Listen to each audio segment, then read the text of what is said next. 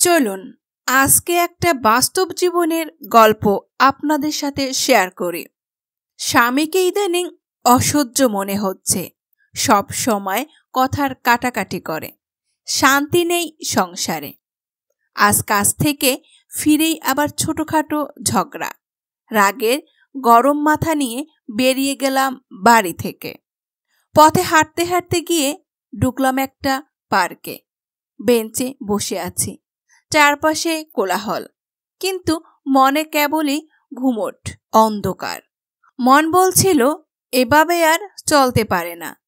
একসাথে থাকা মানেই যদি প্রতিদিন ঝগড়া হয়, তবে কি আর টিকে থাকা সম্ভব?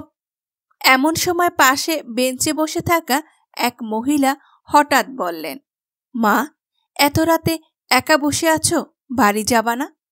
মুখ তুলে দেখি সাদা শাড়ি পরা একজন বয়স্ক মহিলা, চোখে ক্লান্তি, মুখে অদ্ভুত এক শূন্যতা।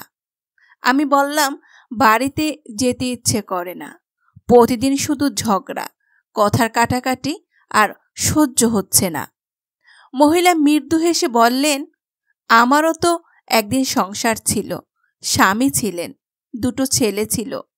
প্রতিদিন ছোট ছোট অভিমান, কথার কাটাকাটি, সেগুলো তখন বড় সমস্যা মনে হতো। কিন্তু আজ স্বামী নেই, ছেলেরা বিদেশে ব্যস্ত নিজের জীবনে। ফাঁকা ঘরে দিনের পর দিন একা বসে থাকে।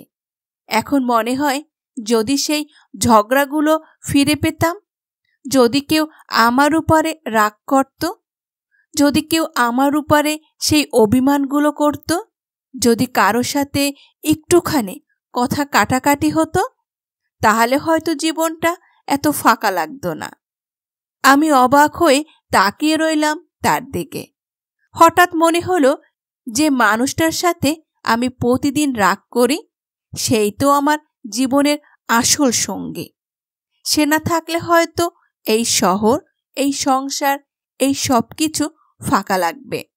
চুপচাপ উঠে বাড়ির পথে হাঁটতে শুরু করলাম। ফিরে এসে দেখি আমার স্বামী জানালার পাশে দাঁড়িয়ে আছে, চোখে অভিমান, কণ্ঠে চিন্তার ছোঁয়া। এতক্ষণ কোথায় ছিলে? ফোনও ধরছিলে না।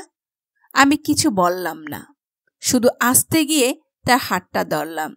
চোখের ভিতরে চোখ রাখতেই বুঝলাম, ঝগড়ার চেয়ে সম্পর্ক বড়, অভিমানের চেয়ে ভালোবাসা গভীর। জীবনে যতই রাগ হোক, শেষমেশ ফিরে আসতে জানতে হয়। কারণ একটি জীবন বড় নয়, কিন্তু একটি মানুষকে হারালে সেই শূন্যতা আর কোনোদিন পূর্ণ হয় না।